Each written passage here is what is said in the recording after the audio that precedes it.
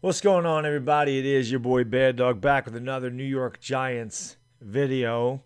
In this video, I want to talk about our arch rivals, the Philadelphia Eagles, and their fan bases. It's kind of funny, Eagle fans talk a lot of garbage for a team that was 4-11-1 last year. A team that has no cap space, did nothing to improve their team over the course of the free agency, and mixed reviews on their draft, I guess. Seems like they got some nice players, some with injury concerns, but, every team deals with that as well, so it is what it is there. But, they talk a lot of noise, and it seems to me like the Philadelphia Eagles and their fans are more worried about fleecing the New York Giants and actually trying to win football games, and that is kind of hilarious to me, right? Now, I listen to these guys, run their mouth, talking about, we fleeced the Giants. Giants fans are mad that we knocked them out of the playoffs and blah, blah. And maybe some Giants fans were mad. We were 6-10. We didn't deserve to make the playoffs. Eagles have actually helped the Giants. They've helped them twice now. The Eagles actually helped the New York Giants. Did not fleece the New York Giants. But if that's what helps their fan base sleep at night, so be it. It is what it is. My boy LB talking a lot of crap over there about the Eagles. And you got to love LB. You got to love the guy. Talking about how you can't compare Kyle Pitts to NFL tight ends, and in the same sentence will turn around and say Amari Cooper isn't as good of a route runner as Devontae Smith. Devontae Smith's a better route runner already. Okay.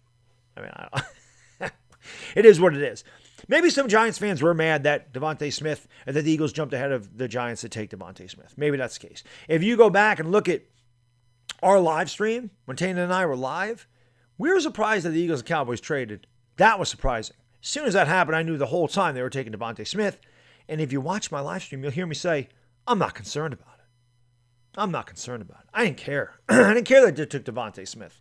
I like Devontae Smith, but he wasn't the end-all, be-all for me. If you watch any of my videos or live streams, all I talked about was Kyle Pitts, Jalen Waddle, Micah Parsons, and Rashawn Slater. Those are really the guys that I was looking at. And one thing that I'll say about this Giants team as opposed to Giants teams of the past or Giants organizations and front offices of the past is if the Giants would have, well, let me say this. If the Eagles do end up beating Washington in the last game of the season, we're a 6-10 playoff team. And yeah, it would have been nice to have a playoff game. And we haven't had a playoff game since 2016. It would have been nice to have that excitement. But where are we going at 6-10? We're not winning the Super Bowl. We would have ended up with the 19th overall pick. And maybe at 19, we end up with Kadarius Toney anyway, and no first-round pick.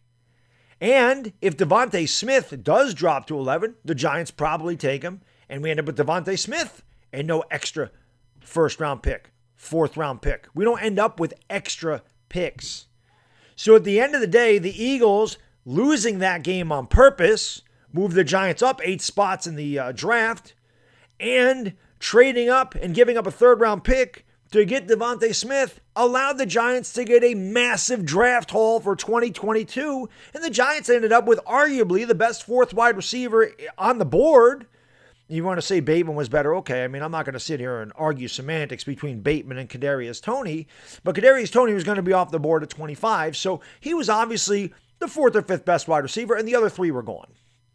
So I don't understand why Eagle fans get a kick out of thinking that they fleeced the New York Giants when, like I said, they actually helped us huge for the future. You see, the draft isn't always about the immediate class or the immediate season that you're drafting for. It's also about the future. And I've talked before about how Kadarius Toney is going to replace Sterling Shepard. Sterling Shepard will not be here next year, man. The guy makes too much money. And, honestly, I love Shep. I think Shep's a very good receiver. He's had some concussion problems. But obviously, you're not going to pay him big money when you got a rookie in Kadarius Toney that's going to step in there and fill a spot.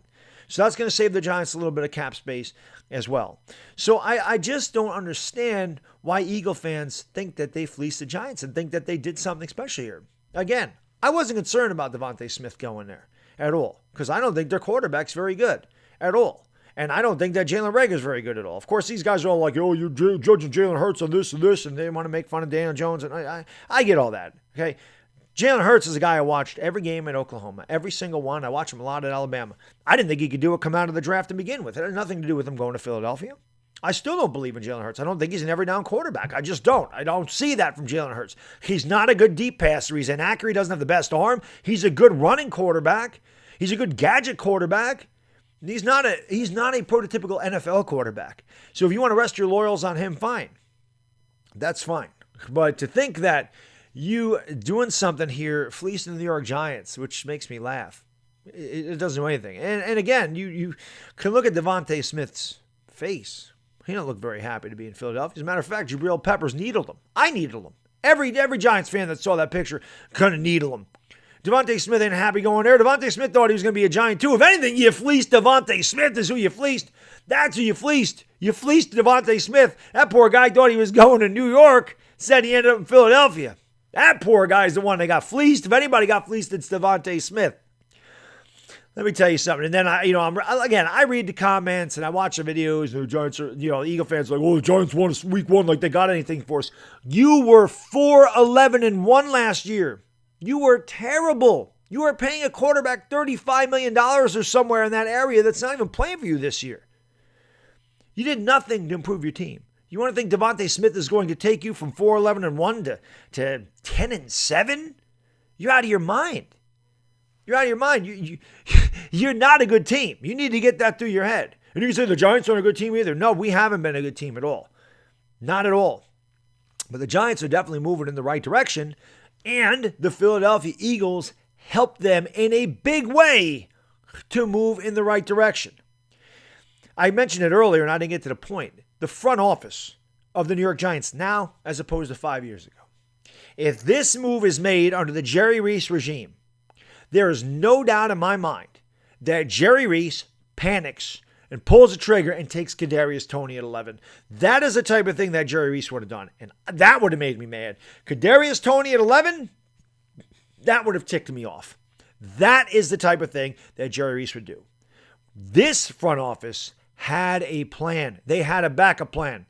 They wanted Jalen Waddle. That was the guy on their board.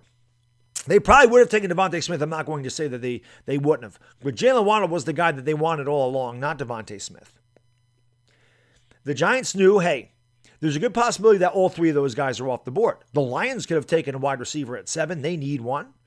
So it was very possible that all 3 of those receivers, Waddle, Smith, and Jamar Chase, are all gone by 11.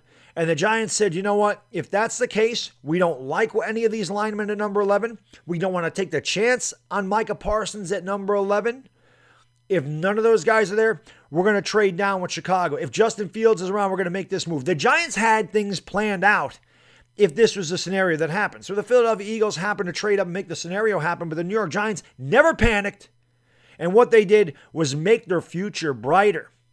This way, if Daniel Jones is bad, they have draft capital to trade up if they want a quarterback. If Daniel Jones isn't bad and the Bears end up with a high pick, the Giants can trade that pick if there's a quarterback that another team wants.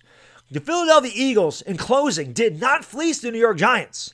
They helped the New York Giants. So let Eagle fans think whatever they want. But at the end of the day, Giants fans should be thanking the Philadelphia Eagles for their ineptitude and their concern about the New York Giants instead of the concern about them winning football games. That's all I got in this video, guys. We'll be live tonight, 10 o'clock. We can talk more about it. We can talk about the draft, talk about whatever you want. I haven't done a hangout in a while, so hopefully I'll see you there.